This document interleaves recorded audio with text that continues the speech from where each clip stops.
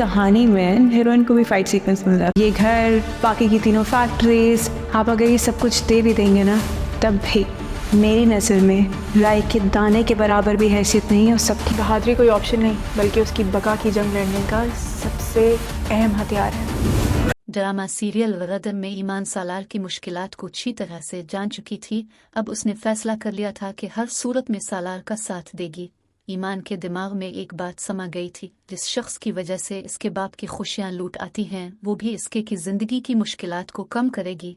यहाँ पर लाख कोशिश के बावजूद भी वो जैन की मोहब्बत को दिल से मिटा नहीं सकी थी, और सालार की जिंदगी तो जैसे खुशियों में नहा चुकी थी।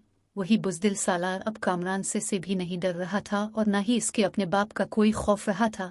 इस पर एक ही धन सवार थी, और थी कि इसने हर हाल में ईमान की हिफाजत करनी है। ईमान की घर में बढ़ती हुई मसरूफियात ने सालार की सारी फैमिली को परेशान कर दिया था। अब तो ईमान सालार को लेकर उसकी फैक्ट्री जा पहुंची, और फिर हिसाब किताब में लंबे लंबे गेबकली देखकर तो ईमान के आसान ही खताक होने वाले हैं।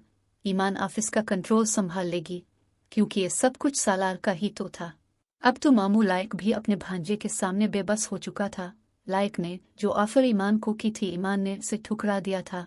यहाँ पर सालार भी अपने मामू से नाराज हो जाएगा। वो तलाक के पेपर पे उड़कर अपने मामू पर फेंक कर चला जाएगा।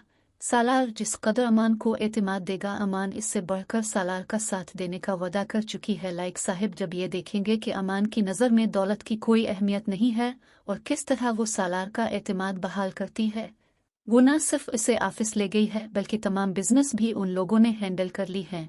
तब मामू को महसूस होगा कि अमान ही वो लड़की है जिसका सालार के लिए आगे चलकर बहुत फ़ायदा होने वाला है। लेकिन जामन साहिब को ये सब कुछ अच्छा नहीं लगेगा।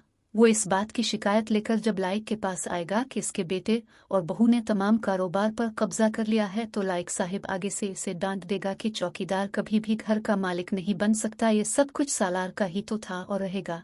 जामन के गुमा में भी नहीं था कि ईमान उनके लिए इतनी खतरनाक साबित होगी। वो तो समझे थे कि आलम साहिब बहुत ज़्यादा शरीफ और गरीब इंसान है, और उनकी बेटी को अपने फ़ायदे के लिए इस्तेमाल करके सालार की दौलत पर इसी तरह फ़ायदा लेते रहेंगे।